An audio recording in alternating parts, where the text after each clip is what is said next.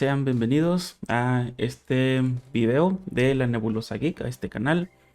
Les está hablando Sogar. En esta ocasión pues estoy grabando un video en solitario.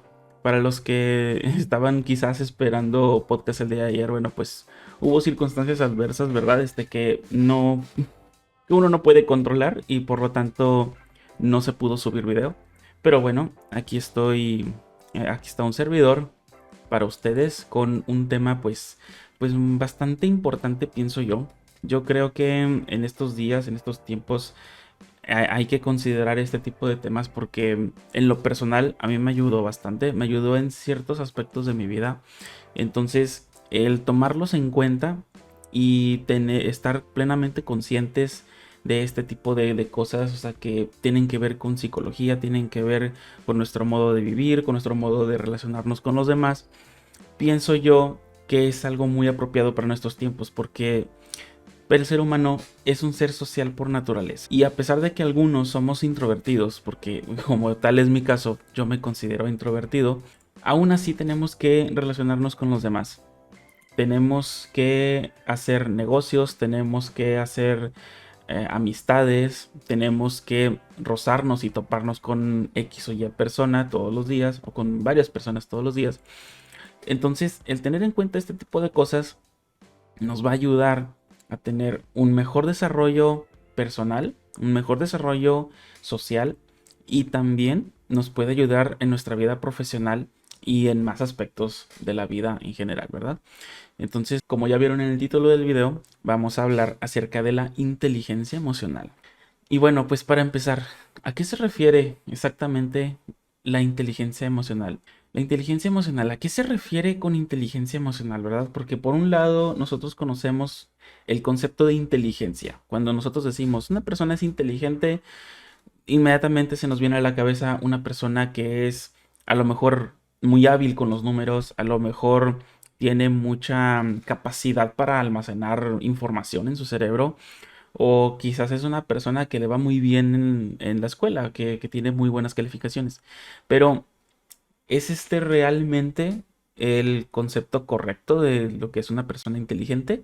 ¿O hay algo más detrás? ¿Hay algo que se nos está escapando acerca del término inteligencia?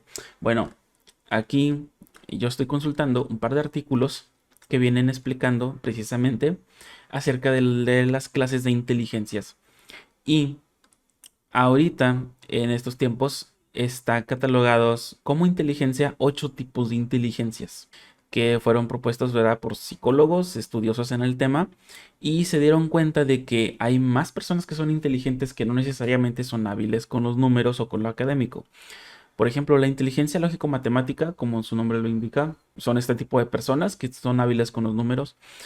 La inteligencia lingüística, la inteligencia espacial, la inteligencia musical, la inteligencia kinésico-corporal o corporal, la inteligencia intrapersonal, interpersonal y la inteligencia naturista.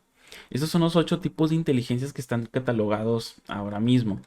Y por ejemplo, todas estas son muy distintas entre sí. Hablando un poco acerca de la inteligencia kinésico-corporal, yo recuerdo que en los años, bueno, hace muchísimos años, no sé exactamente cuántos, había un jugador de fútbol llamado Pelé que hacía unas jugadas extraordinarias en la cancha. Y se determinó años después que él era un genio. ¿Y cómo? O sea, si no trabajaba en la NASA. No, es que no se trata de eso. Él era un genio con el balón. Es decir, él era un genio jugando fútbol, lo cual quiere decir que tenía inteligencia kinésico corporal, que aquí dice, es la capacidad para usar todo el cuerpo en la expresión de ideas y sentimientos, y la facilidad en el uso de las manos para transformar elementos. A los niños que la manifiestan se les da bien bailar, actuar, imitar gestos o expresiones, hacer deporte, correr, moverse o saltar. Fíjense cómo este tipo de inteligencia muchas veces no lo tenemos tan presente porque no consideramos que una persona que es buena jugando fútbol o buena jugando el voleibol o básquet es una persona inteligente o muchísimo menos que es un genio. Pero la verdad es que sí. ¿Por qué? Porque se requiere cierta capacidad cerebral, cierta capacidad también mental para poder llevar a cabo este tipo de proezas. Entonces, el día de hoy nos vamos a concentrar en un tipo de inteligencia que quizás todavía no está bien estudiado. De hecho, aquí dice que está en proceso de estudio. La inteligencia emocional aún no considerada como una inteligencia múltiple, si bien es derivada de las ocho descritas, como por ejemplo de la intrapersonal y la interpersonal. Digamos que es un conjunto de estas dos. Y según Gardner, la inteligencia emocional es la capacidad de reconocer nuestros propios sentimientos y los de los demás, de motivarnos y de dejar bien las emociones tanto con nosotros mismos como en nuestras relaciones. Entonces vemos que es muy importante este tipo de inteligencia y ahora vamos a ver por qué, con algunas situaciones. Para empezar, ¿qué es la inteligencia emocional? Se define como un conjunto de habilidades que una persona adquiere por nacimiento o aprende durante su vida, donde destaca la empatía, la motivación de uno mismo, el autocontrol, el entusiasmo y el manejo de emociones. ¿Por qué es tan importante? Vamos a ver algunas características de la inteligencia emocional y entonces nos vamos a dar cuenta de por qué es tan importante. Fíjense bien, la primera característica de este tipo de inteligencia: prestan atención a sus emociones. Las personas que desarrollan este tipo de inteligencia analizan sus emociones y las escuchan, no solo se limitan a sentirlas. Esto es algo muy interesante porque hoy en día parece ser que vemos lo contrario en la mayoría de las personas que conocemos. Las personas simplemente se limitan a sentir y no a reconocer por qué están sintiendo lo que sienten. No se detienen un momento a pensar, a ver, ¿por qué estoy enojado? ¿Por qué estoy triste? ¿Por qué me estoy sintiendo de esta manera? Si hay personas que reconocen otros aspectos de su vida como por qué tengo este trabajo, por qué decidí tener o no tener hijos, etcétera, pero muchas veces lo más trascendental que tenemos realmente son nuestras emociones.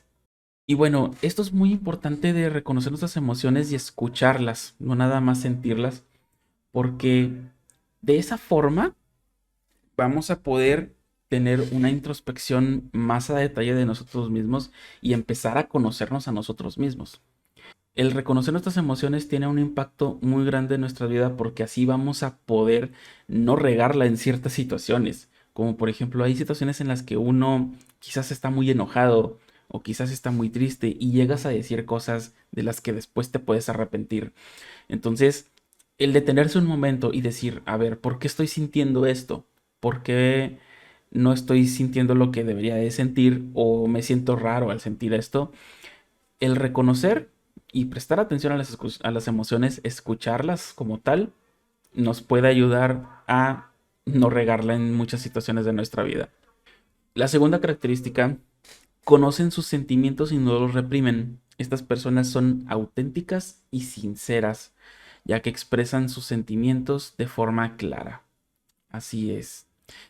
Conocer los sentimientos y no reprimirlos. Esto es algo muy importante porque parece ser que en todo momento de nuestras vidas estamos reprimiendo sentimientos. Reprimimos la tristeza, reprimimos el enojo, reprimimos los celos, reprimimos un montón de emociones y entonces se va acumulando. Es como una bolita de nieve. De hecho, esta comparación la han hecho muchos los psicólogos, de que si tú estás empezando a reprimir las emociones, es como si tú estuvieras formando una bola de nieve que cada vez se va haciendo más y más grande y mientras más tiempo te tardes, mientras más tiempo lo reprimas, más grande va a ser el problema. De hecho, también se habla acerca de los problemas. O sea, mientras más uno los esconda, los hagas privados y no lo hables, más grande va a ser el problema en tu cabeza y más difícil va a ser para ti el poder enfrentar ese problema o el poder siquiera considerar enfrentarlo. Y también, si no estás considerando ni enfrentarlo, ni tampoco pensar en eso, tampoco lo vas a superar. Puede ser cualquier tipo de problema, un problema personal, un problema físico, emocional, social. Si no los expresamos como tal y si no le damos pie a las emociones a que sientan lo que deben de sentir, entonces vamos a estar muy limitados toda nuestra vida y de esa forma no vamos a tener una buena relación con los demás o inclusive con nosotros mismos. Bien, analizar sus proyectos y sueños. No viven en un sueño constante, sino que saben razonar sobre lo que sienten y si alguna meta puede ser alcanzada o no. Esto también, hay mucha gente que fantasea demasiado. Hay mucha gente que dice, no, yo voy a hacer esto, yo voy a hacer aquello, y viven en un sueño constantemente. El poder reconocer nos da una pauta para entender si son realistas o no. Y yo creo que esto es muy importante porque hay mucha gente frustrada en estos tiempos. Hay mucha gente que es muy desesperada. También esto tiene que ver con las emociones. El desesperarse demasiado, el no ser paciente, eso da una señal de que eres pues una persona no muy inteligente con tus propias emociones. Hay que entender que todo proyecto tiene su tiempo y que no podemos acelerar las cosas. Hay algo que se llama factor suerte, que también importa en la creación de nuestros proyectos o negocios o lo que sea, y no va a dar resultado los primeros días o inclusive los primeros años. Hay que ser pacientes, pero esto solamente lo entiende una persona que es inteligente emocionalmente y que sabe esperar y que sabe que no todo va a venir en la vida en bandeja de plata. La cuarta característica, tienen un balance constante en sus acciones. Saben que todo tiene su lado bueno o malo, por lo que digieren su atención a las cosas que pueden solucionar o que pueden ser de utilidad para ellos mismos. Fíjense, esto es muy cierto también, vaya, en el lado de que hay cosas que no podemos solucionar porque no tenemos control sobre ellas. Y pienso yo que las personas que se centran demasiado en aquello que no pueden controlar, como por ejemplo las catástrofes naturales o qué sé yo, otro tipo de cosas que tienen que ver con otras personas que ellos no pueden manipular y se frustran demasiado. Se frustran demasiado y hacen cosas para intentar controlar aquello que no pueden controlar. Y entonces pasan muchas cosas malas en este proceso.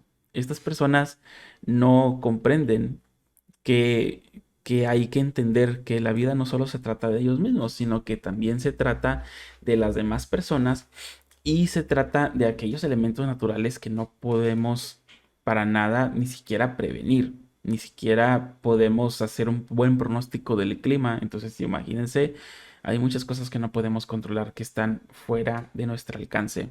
Hay cosas que ni siquiera sabemos que están fuera de nuestro alcance, que no conocemos. Entonces, ¿qué tanto control realmente tenemos sobre nuestras vidas? Creo que hay una ideología que habla acerca del Tao, los taoístas, que hablan acerca de este concepto del Tao, que es como una fuerza no personal ni tampoco consciente, pero que mueve todas las cosas y que hace que las cosas lleguen a suceder. Los taoístas explican que ellos no pretenden manipular las cosas más allá de lo que ellos consideran que es que puede su intervención, sino que simplemente dejan que sucedan, es decir, fluyen con el Tao.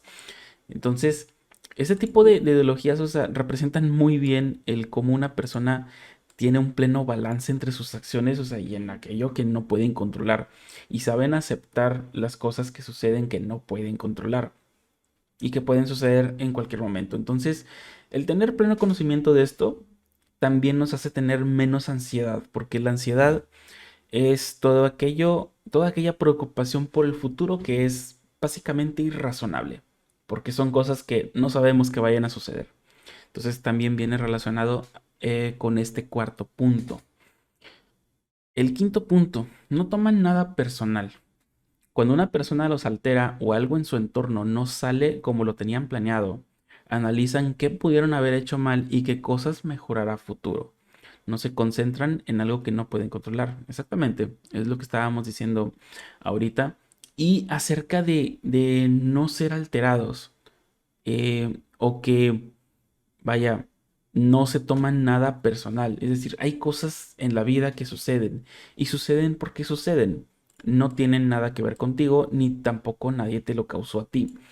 ¿Qué quiere decir esto? Que tenemos que aprender a no tomarnos nada personalmente. Y esto es algo curioso, este quinto punto es algo curioso hablando de la inteligencia emocional, porque hay un libro que se llama Los Cuatro Acuerdos, que son consejos para la vida, la verdad, muy bonitos y yo considero que sí es muy bueno conocerlos bien, que trata sobre hacer cuatro acuerdos con nosotros mismos. Y uno de esos cuatro acuerdos, para poder vivir mejor, viene siendo no tomarse nada personalmente.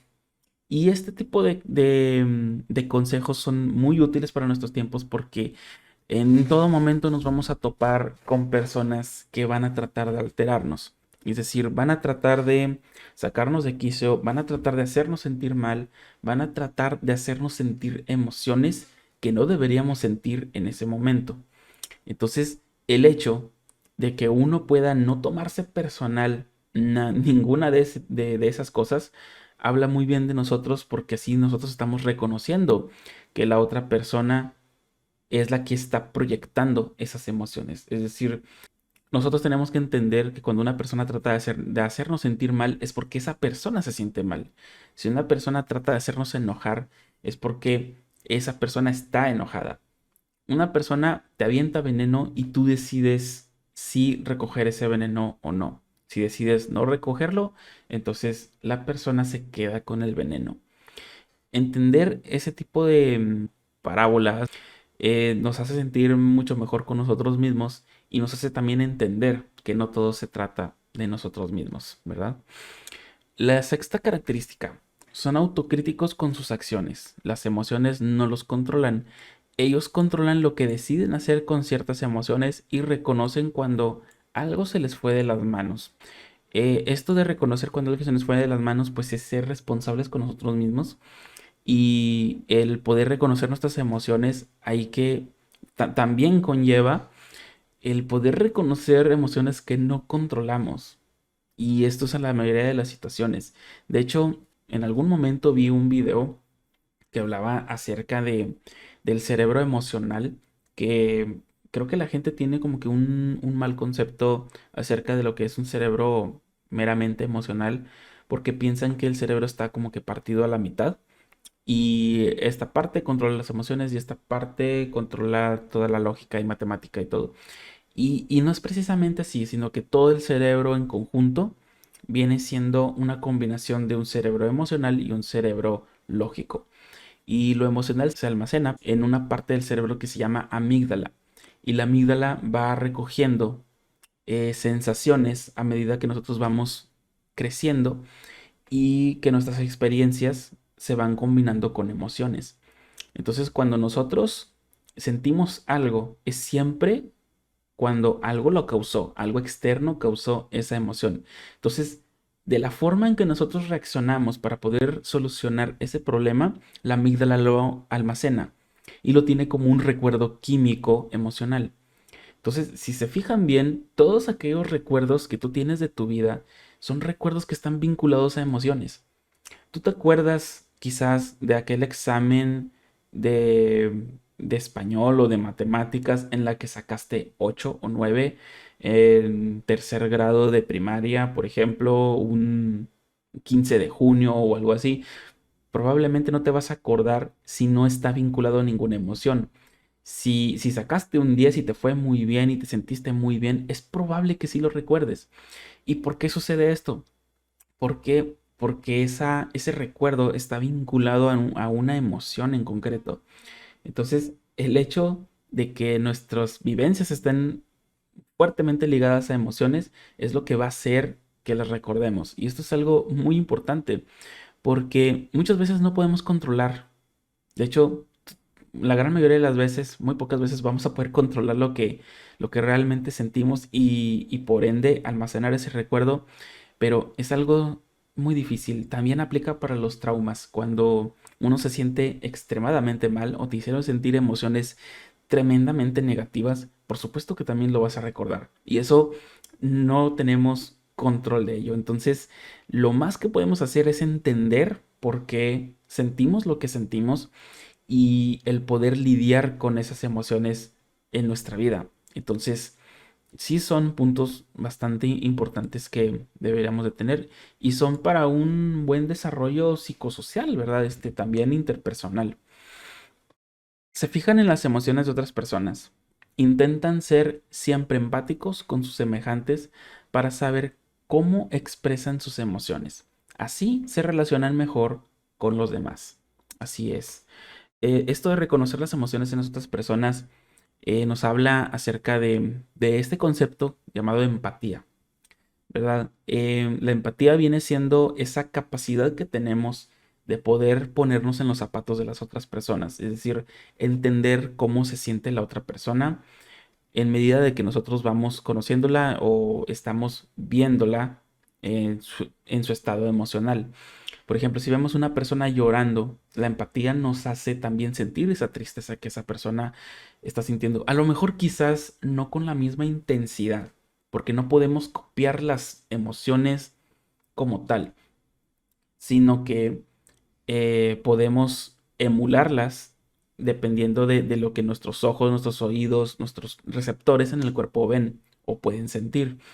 Creo que en neurología hay algo llamado neuronas espejo, que vienen siendo precisamente las causantes de la empatía o de una parte de la empatía. Y esto nos habla de que cuando nosotros vemos algo, una imagen o escuchamos algo, nos provocan emociones. O quizás no todo lo que vemos nos provoca emociones, pero algo con una fuerte carga emocional nos puede hacer sentir muchas cosas. Entonces, el poder ser empáticos nos va a ayudar bastante, bastante a poder relacionarnos con los demás, porque así nos podemos imaginar qué es lo que siente la persona y así imaginarnos cómo nos sentiríamos nosotros y entonces decir, a ver, yo me sentiría mal con esta situación o me sentiría muy bien. Esta persona necesita que yo la apoye y de esa forma nuestras relaciones, ténganlo muy en cuenta, van a ser muy fructíferas, van a ser muy duraderas y te van a considerar como una muy buena amiga o un muy buen amigo. ¿Ok? El octavo punto. Conocen siempre gente nueva, pero se rodean de aquellos con los que tienen una conexión. A veces de otras personas. Conocen diferentes puntos de vista y comparten más con aquellos que son compatibles con la suya. No pierden tiempo en relaciones tóxicas, ahorrándose así una incomodidad innecesaria. Y esto es algo muy, pero muy importante. Fíjense, conocer siempre gente nueva es algo muy bonito, es algo que no todas las personas les gusta hacer. Y bueno, yo personalmente me gusta conocer gente nueva. He conocido gente que también le gusta y hemos pasado, o sea, momentos muy agradables, pero también hay personas que no desean rodearse de más gente. Y vaya, es respetable también, pero el hecho de que queramos conocer más personas o que tengamos la capacidad de llegar a más personas y llegar a conocerlas bien, nos da también un sentido de más empatía y de poder conocer más tipos de gente diferente con la que nosotros no estamos compaginando muy bien o tenemos diferencias. El resolver esas diferencias es lo que nos va a hacer unas personas más hábiles socialmente y nos va a ayudar muchísimo en nuestros negocios, en nuestras relaciones amistosas, relaciones de pareja, etcétera. Entonces es muy bueno rodearse de gente nueva. Es muy, muy bueno. Y aquí en este punto destacó algo que personalmente eh, a mí, bueno, yo lo considero de muchísima, muchísima importancia y es no pierden tiempo en relaciones tóxicas ahorrándose así una incomodidad innecesaria. Y es que hay personas, de hecho este punto quizás lo trate en otro video acerca de las relaciones tóxicas o las personas que son tóxicas.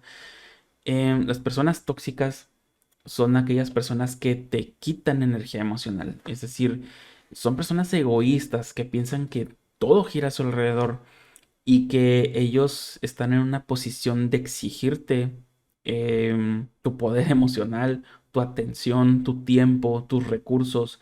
Y vaya, estas personas terminan consumiéndote la vida, terminan agotando tu energía emocional.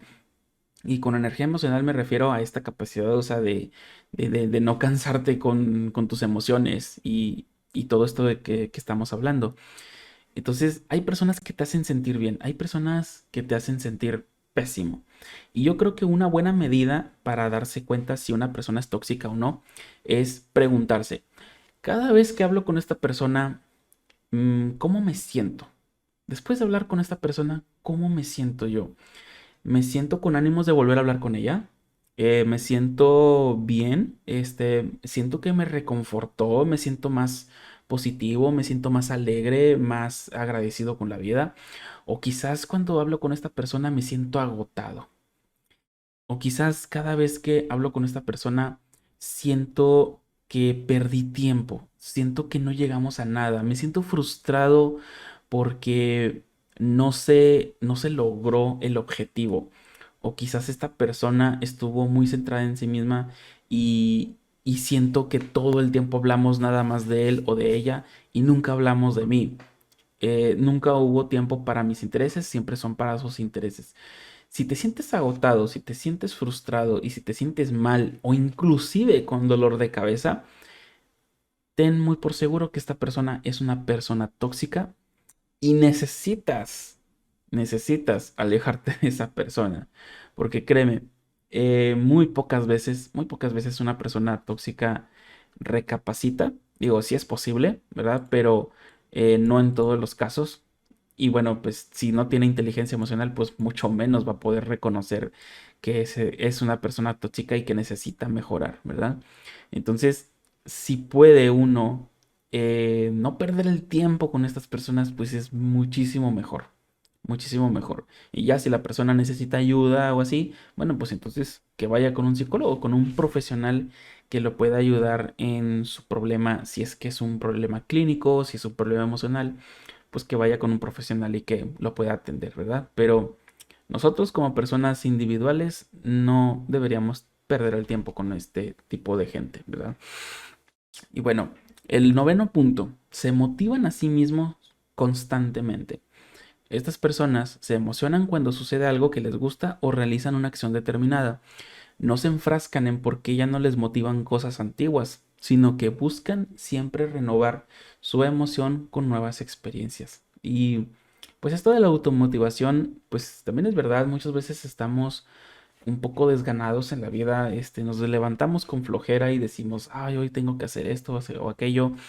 Y una persona que conoce realmente sus emociones, que es inteligente emocionalmente, dice, no, yo sé que quizás vaya a haber cosas en el día que me van a alegrar, o yo puedo interpretarlas de cierta forma para poder este, que me vaya bien, para poder tener una buena actitud. Y vaya, este tipo de cosas también es un poco criticado por algunas personas porque dicen que es una especie de auto coco wash, ¿verdad? O como se le dice en español, lavado de cerebro, que uno se autorrealiza a sí mismo y lo consideran más como un efecto placebo, ¿verdad? De cómo, ay, yo quiero sentirme así, entonces yo me autoconvenzo de que yo me estoy sintiendo así y por lo tanto funciona, me siento mejor.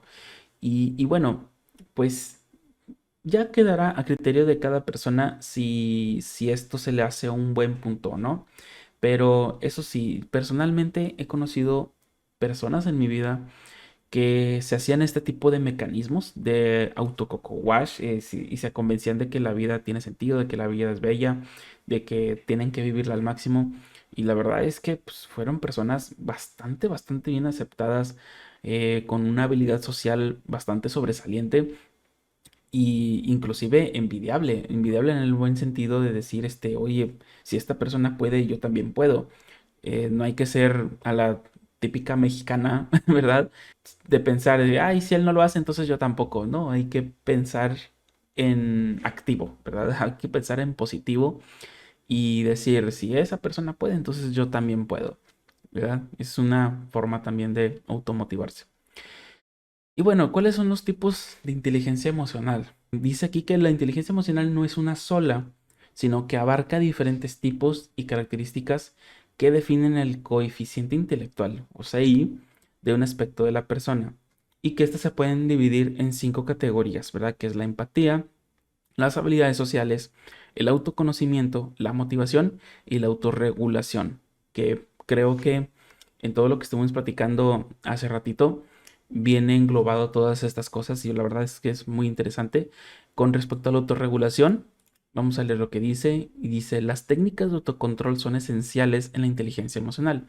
Controlar la duración de nuestras emociones y que tanto influyen estas en nuestras decisiones es vital para este tipo de inteligencia emocional. Así es, hay que saber no reprimirnos, no hay que confundirlo, pienso yo, con el hecho de reprimir emociones. Aquí dice autorregular. Una cosa es reprimir y otra cosa es regular. Vamos a poner un ejemplo, con un ejemplo de reprensión, un ejemplo de reprimir. Y vamos a ponerlo con las leyes. Las leyes prohíben ciertas cosas. No hagas esto, no hagas aquello, ¿verdad? Y eso podríamos decir que es una reprensión. Estamos reprimiendo algo. Irregular es decir, ok, lo admito, vamos a permitir que esto suceda, es legal, pero vamos a regularlo. Vamos a poner ciertos parámetros, ciertas leyes que impiden ciertas cositas en este aspecto pero sí es permisible, siempre y cuando se cumplan estas condiciones. Eso es regular. Entonces, el que nosotros regulemos nuestras emociones habla también acerca de que nosotros ponemos ciertas limitantes en nuestras emociones para no complicarnos la vida. Entonces, creo que esto es mucho más fácil de decir que de hacerse, porque en el campo del cerebro emocional, en el mundo del cerebro emocional, no existe algo tal como la lógica. Es un cerebro que piensa por sí mismo, que piensa sus propias cosas y que siente sus propias cosas. Entonces, da un poco de terror, la verdad, hablar acerca de un cerebro que se manipula a sí mismo, ¿verdad? Que piensa por sí mismo. Pero es verdad, todos lo tenemos y es una parte también esencial de nosotros mismos, ¿verdad? Diría Freud, es el ello, ¿verdad? Nuestra parte primitiva, la parte que nada más siente, ¿verdad? Y hay que saber escucharla, hay que saber escuchar esa parte de nosotros. Ejemplos de inteligencia emocional, ¿verdad? Vamos a ver aquí algunos ejemplos, algunas situaciones que nos hacen entender un poco más acerca de inteligencia emocional. Valorar los triunfos de los demás sin caer. Ay, otra vez se me fue. Permítame. Está. Valorar los triunfos de los demás sin caer en comparaciones con otras personas o uno mismo. Aceptar los errores cometidos y ser capaces de perdonarse a sí mismos para aprender de lo ocurrido. No juzgar el hecho de sentirse bien o mal, más que por lo que son, emociones transitorias que pasarán con el tiempo. Analizar las reacciones inmediatas de las emociones, interpretarlas y aprender de cada una de ellas para manejarlas de ser necesario. Comprender cuál es la emoción que uno siente y no dejar que el cerebro confunda una con otra. A veces el enojo puede presentarse cuando en realidad se siente tristeza. Y es verdad. De hecho, hay una película, hablando un poquito de cosas geeks, ya ven que este es un canal geek, hay una película que se llama Intensamente. Y para aquellos que ya vieron la película, ¿verdad? Bueno, pues voy a dar un poquito de spoiler. Hay un momento en el que alegría, bueno, pues se trata del cerebro de la niña, ¿verdad? Y que en este cerebro hay 5 emociones principales que dominan todo el espectro cerebral de las emociones. Y hay un punto en el que tristeza y alegría se pierden y solamente quedan temor, furia y desagrado, controlando todos los mecanismos del cerebro. Entonces, furia es quien toma el control. Está muy interesante cómo lo representaron, porque al no estar ni alegría ni tristeza, y que de hecho tristeza es muy importante en esta película porque la niña es realmente lo que siente, es una gran tristeza por haberse mudado de ciudad y ya no tener a sus viejos amigos y todo lo que antes tenía. Es un sentimiento de pérdida bastante grande para un niño de 11 años, pienso yo. Entonces, ella lo que siente es realmente tristeza, pero la tristeza se pierde en cierta parte de la película y entonces es enojo, es furia quien toma el control. Y furia es el que quita a los demás a desagrado y a temor. Y es el que empieza a hacer un montón de mecanismos y es el que tiene una idea, ¿verdad? De una pésima idea, la verdad, de irse a otro lugar, de regresar al lugar más bien de donde ella era. Entonces, cuando la película nos muestra que vuelve tristeza y que ella es quien toma el control, las cosas mejoran. Las cosas mejoran porque realmente eso era lo que ella estaba sintiendo. Y el enojo, la furia, era una forma de reprimirlo, era una forma de decir estoy triste, pero no quiero que sepan que estoy triste. Entonces, fíjense cómo las emociones mismas a veces nos confunden, nos hacen pensar esto, quizás es por esto, pero el preguntarse las cosas uno mismo, de hecho, esto en filosofía se le conoce como el método socrático, el preguntarse muchas veces por qué nos puede llevar a reconocer algunas de nuestras emociones que realmente eran otras en lugar de las que creíamos. ¿Por qué me siento así? ¿Por qué si me siento así no estoy sintiendo esto otro que se supone que debería sentir? ¿O por qué pasó esto? ¿Por qué me pasa esto? Etcétera. Entonces, a todo lo que respondamos de un por qué, hay que volvernos a preguntar por qué. Creo que decía ahí un dato por ahí que había que preguntarse las cosas 7 veces por qué. Y creo que esa medida es más o menos la que nosotros necesitamos para encontrar la esencia de las cosas, según Sócrates, ¿verdad? Bueno, evitar estimulantes como el alcohol, cafeína, drogas o algún fármaco relacionado para tener ciertas sensaciones. Es decir, nuestro cerebro tiene una gran capacidad para, a menos que tengas algún problema clínico, insisto, nuestro cerebro es capaz de producir muchísimas sustancias que nos hacen sentir cosas. Está la serotonina, están las endorfinas, están las toxicocinas, no recuerdo cómo era muy bien el nombre, ¿verdad? Pero son químicos que están en el cerebro, que se segregan según ciertas situaciones o ciertos eventos en nuestras vidas, ciertas emociones que desencadenan una serie de sensaciones que también nos las pueden provocar las drogas, pero es muchísimo mejor evitarlas y hacer que nuestro cerebro se desarrolle plenamente. Y de hecho, con este punto de las drogas o algún fármaco relacionado, aquí menciona también el alcohol. Y es algo sumamente importante reconocer entender que el alcohol, aunque sí es bueno en muchas ocasiones, en ciertas ocasiones, no es un bien para todo. No es algo que haga un bien para cada aspecto de nuestra vida. Y hay personas que suelen ahogar sus penas en alcohol, como bien la gente dice coloquialmente. Y pienso yo que esto no es una buena idea porque hay estudios que se han hecho acerca del alcohol y dicen que cuando uno bebe en exceso, hay algo que se interpone entre las conexiones neuronales. Y este tipo de cositas, bueno, no recuerdo qué es exactamente lo que era, pero sí recuerdo que decía la información que tapaban las neuronas o algo así y que impedían la conexión entre una neurona y otra.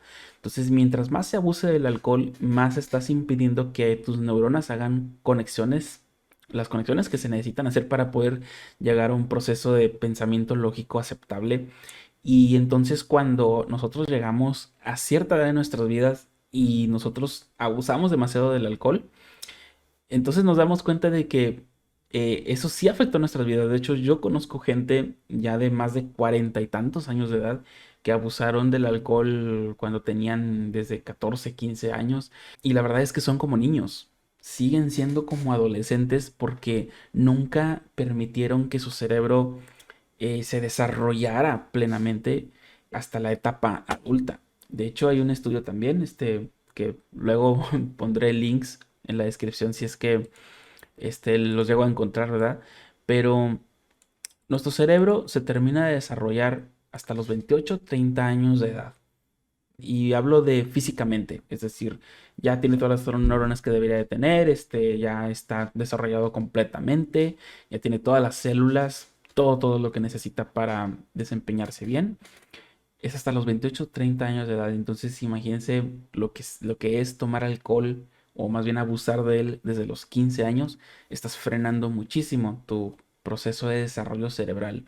Y es entonces cuando vemos que personas que abusan constantemente de esta sustancia no son personas muy cuerdas que digamos o tienen muchos problemas sociales, interpersonales y vaya, son personas que podría irles no muy bien en la vida debido a esto. Entonces, el cerebro tiene la capacidad de sentir por sí mismo. O sea, tiene toda la capacidad del mundo para hacernos sentir muchas cosas y no se necesitan de las drogas ni de ninguna otra de estas cosas que ya mencionamos para poder llegar a eso. Hay que tenerlo muy en cuenta. Entender que cada persona es individual con sus experiencias y relaciones. Los sentimientos personales pueden generalizarse para las demás hasta cierto punto también. Entonces, esto es muy, muy importante. Encontrar el equilibrio entre los éxitos y los errores, no dejándose llevar por el narcisismo o una lástima por sí mismo. Así es, el equilibrio entre los éxitos y los errores es un buen resultado. Yo creo que es un buen ejemplo de una persona que es inteligente emocionalmente, porque hay personas que les afecta muchísimo el fracaso, hay personas que les afecta también enormemente el éxito, se embriagan de ego, se alzan demasiado a sí mismos. Y yo creo que el entender que muchas veces el éxito y el fracaso depende más de factores externos que de nosotros mismos y el poder decir, ok, tuve éxito en esto, pero fue por esto y esto y esto, no fue nada más por mí, fueron un montón de factores que se dieron para poder que yo tuviera éxito. Hay personas que son sumamente inteligentes y sumamente capaces, pero no nacieron con los recursos suficientes para poder que sea observada, o sea, o que sea una persona sobresaliente en la sociedad. Entonces, no es culpa de esa persona no tener éxito. O sea, muchas veces simplemente son las condiciones en las que uno se desarrolló, se desenvolvió, en las que nació, quizás el país o etcétera. Entonces, no, muchas veces el fracaso no depende nada más de uno mismo. Hay muchas veces que inclusive otras personas te pusieron el pie para que fracasaras. Y este tipo de cosas por una persona que no es inteligente emocionalmente las derrumba, ya sea en el éxito o el fracaso. Las dos cosas derrumban. Y es importante reconocer nuestras propias emociones y entender que esto no depende de nosotros y de esa forma ninguna de estos dos, ya sea en el éxito o el fracaso, nos va a derrumbar. De hecho, hay una frase que vi hace poco y que me súper encantó, que según esto es una frase del Buda, que viene siendo algo más o menos así. Conquístate a ti mismo, decía la frase. Es como una especie de consejo. Conquístate a ti mismo, porque el día que te conquistes a ti mismo, ni cielo, ni infierno, ni guerra, ni paz, ni ninguna persona, ni nada en este mundo te va a poder doblegar. Es decir, te va a poder derribar. Si te conquistas a ti mismo, conquistas todo lo demás. Entonces, qué gran frase, la verdad. O sea, y pienso que es verdad. O sea, si tú te conquistaste a ti mismo, si tú te lograste entender a ti mismo y saber el porqué de todo tú, ¿verdad? O sea, de tus emociones, de tu existencia, de todo eso, de todo lo que te conforma como persona, entonces alguien que viene insultándote no te va a afectar. Alguien que viene queriéndote derrumbar moralmente no te va a afectar. Alguien que inclusive, o sea, como lo mencionaba, ¿verdad? Ni cielo, ni cielo, ni infierno, ni guerra, este, de que vaya, te captura el enemigo, X o Y, ¿verdad? Digo, hay personas que practicaban fuertemente el budismo y que ni siquiera a base de una gran tortura los hacían doblegarse. Entonces, imagínense. O sea, el poder mental, el poder del cerebro es impresionante y pienso yo que el tomar en cuenta todos estos puntos y el lograr conquistarse a uno mismo es muchísimo más importante que lograr conquistar el mundo, inclusive. Una persona que conquista el mundo no es una gran proeza. La persona que se conquista a sí misma es la verdadera proeza. ¿Ok? Yo creo que esta frase lo define todo muy bien. Y bueno, yo creo que nos vamos a quedar con esa frase. Yo me quedo con esa frase, que es una buena forma de representar la inteligencia emocional y quizás mucha de la sabiduría antigua y mucha de la filosofía budista, taoísta, hinduista, o sea, todo aquello, todo lo oriental, ¿verdad? Japonesa, china, yo he visto que está fuertemente ligada al conocimiento temprano de las emociones, al conocimiento temprano del ser humano, ya que estas personas plantean un concepto muy interesante que es la meditación, y la meditación precisamente consiste en la introspección, en pensar en uno mismo, el reflexionar un montón de cosas para poder hallar una solución o poder entenderlas plenamente. Y ellos lo llevaban un paso más allá, o sea, que era trascendental, que era ya trascender en lo astral, más allá de lo físico y todas estas cosas, que si bien esas ya son meramente creencias o ideologías, aún así están muy ligadas con la inteligencia emocional. Y es algo muy interesante que quizás platiqué en otra ocasión, ¿verdad? Pero bueno, ¿qué les pareció? ¿Qué les pareció este tema?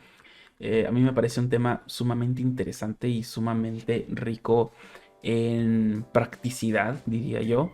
Y yo creo que deberíamos aprender más acerca de esto, deberíamos aprender más acerca de nosotros mismos, acerca de nuestras emociones, acerca de cómo controlarlas, ¿verdad? Porque por ahí también vi que las emociones eran como un animal salvaje que hay que dominar.